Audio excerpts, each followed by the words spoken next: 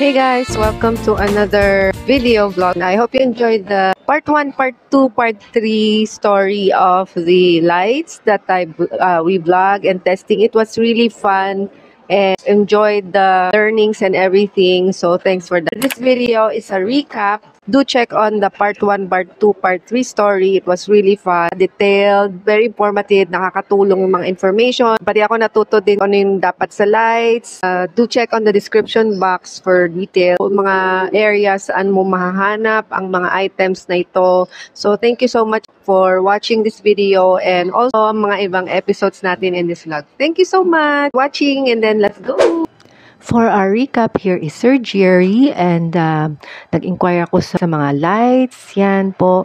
At marami po pala yung itong brand na na-share ko, yung sa iBright. Kasi yung lamp na experience ko talaga before lockdown, sobrang tibay up to now, malinaw. And then ito, iba-ibang kinds of lights pala yung yung iBright nga. At saka when you get to look at it, yun. Ito po yung lamp, yan.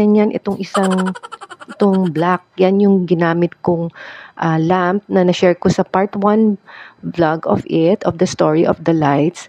To check on that. Meron po siyang low, medium to high light po dun sa ilaw na lamp na nagamit ko po. Nasa part 1 vlog po siya. Do check on that, nakakatuwa din po siya. And also, this one, nasama din po siya sa part 1 vlog. It's a white lamp light na na-test natin po siya. Nasa part 1 po siya. So, hope you enjoy this part 1 vlog. Also, thank you din sa mga new subscribers and sa mga nag-suggest dito sa video na maganda rin palang i-testing po siya.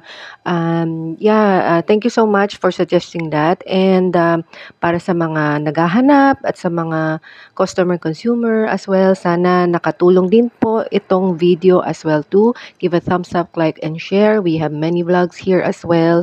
So, yan. Ito po yung lights na sa part 1 din po siya na test at na-explain din po kung ano yung mga specs po niya.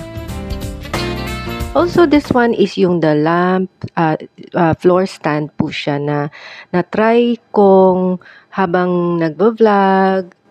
Sabi ko, i-on na lang po siya dyan.